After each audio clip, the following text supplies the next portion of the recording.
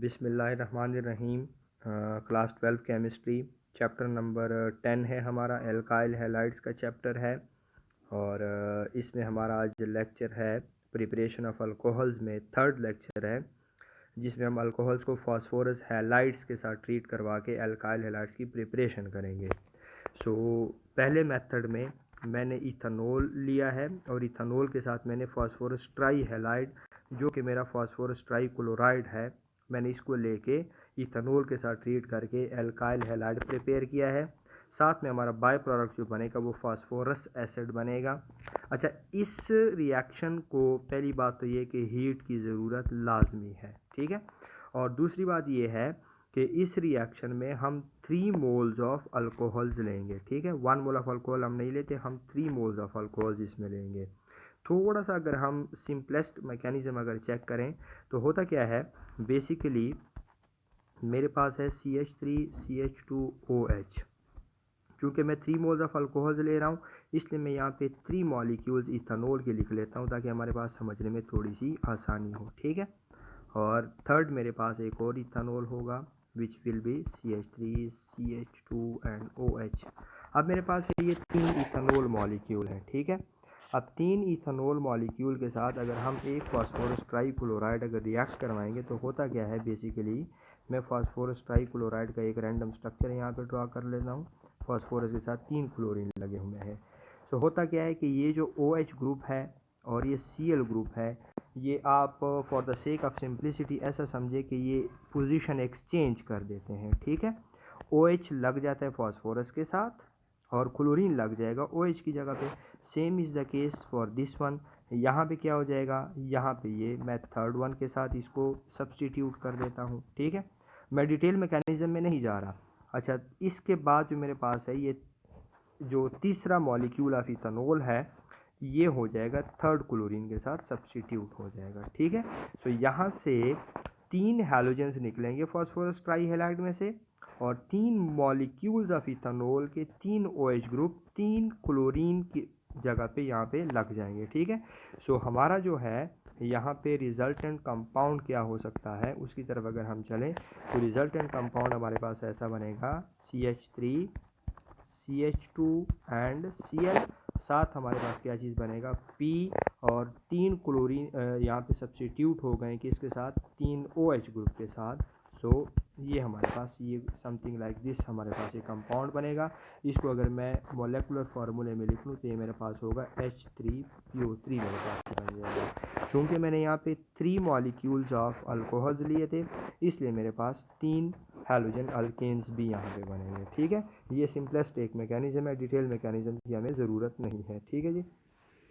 अच्छा, next method में जो है, नेक्स्ट मेथड में हम क्या करेंगे, हमने फास्फोरस पेंटाहैलाइड के साथ अल्कोहल्स को ट्रीट करना है।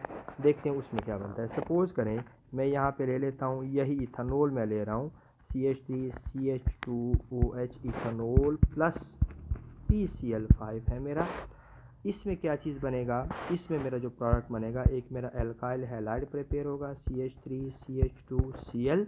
सेकंड मेरे पास इसके अंदर जो प्रोडक्ट होगा हमारा, इसमें हमारे पास फास्फोराइल क्लोराइड होगा POCl3, और लास्ट हमारे पास एक और भी प्रोडक्ट होगा HCl। अच्छा, इस रिएक्शन में हमने 1 मोल ऑफ इथेनॉल लेते हैं, और दूसरी बात यह है कि इस रिएक्शन को हीट करने की ज़रूरत नहीं है, ये रूम टेम्परेचर पे ये रिएक्शन हो जाएगा, ठीक है। T मीन्स टेम्परेचर मैं सिंपलेस्ट फॉर्म में लिख दिया।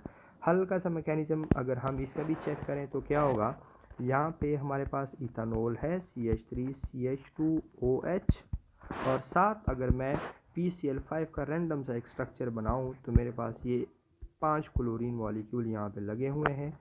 इस तरीके से कुछ कर लेते हैं हम, ठीक है। यहाँ पे क्या हो जाएगा, अगेन वही कहानी है कि यहाँ पे अल्कोहल्स का OH PCl5 की क्लोरीन के साथ सब्सटीट्यूट हो जाएगा, ठीक है।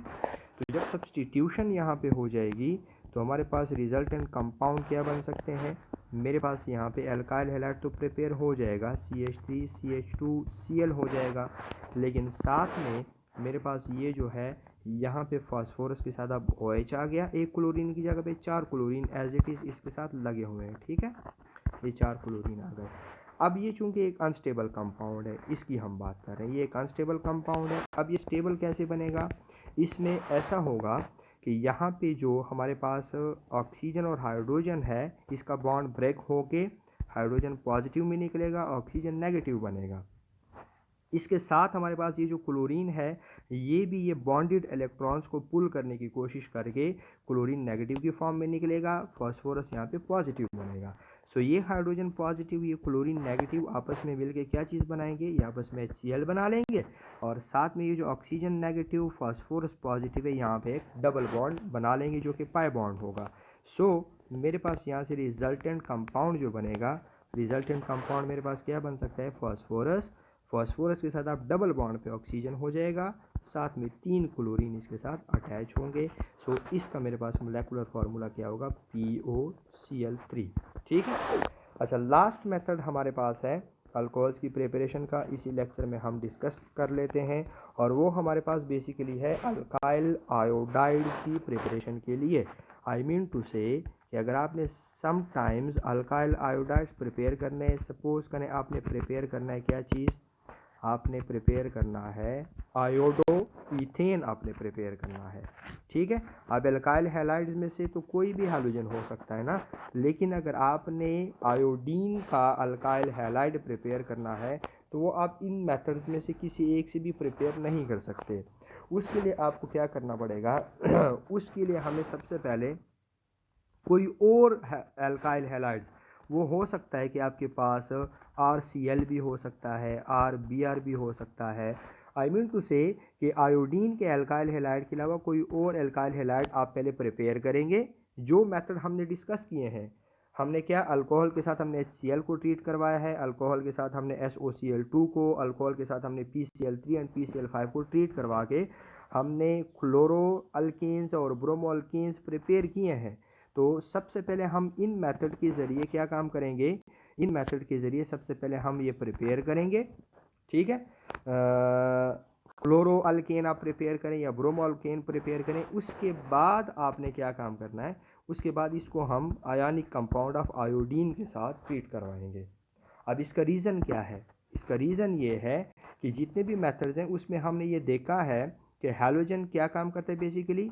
हैलोजन बेसिकली अल्कोहल्स के OH को सब्सटीट्यूट करता है, लेकिन चूंकि आयोडीन का साइज़ बहुत बड़ा है, इसका साइज़ बड़ा होने की वजह से, लार्ज साइज़ है इसका, सो लार्ज साइज़ होने की वजह से आयोडीन जो है वो एक वीक न्यूक्लियोफाइल है, वो अल्कोहल में से OH को सब्सटीट्यूट नहीं कर पाएगा। मैं ये बात कहना चाह रहा हूँ कि सपोज़ करें ये मेरे पास अल्कोहल है, और अब मेरे पास आयोडीन आयंस अगर मैं निकालूं, तो आयोडीन आयन जो है ना इस अल्कोहल की सब्सटीट्यूशन नहीं कर सकता, क्योंकि इसका साइज़ जो है ना वो क्या है?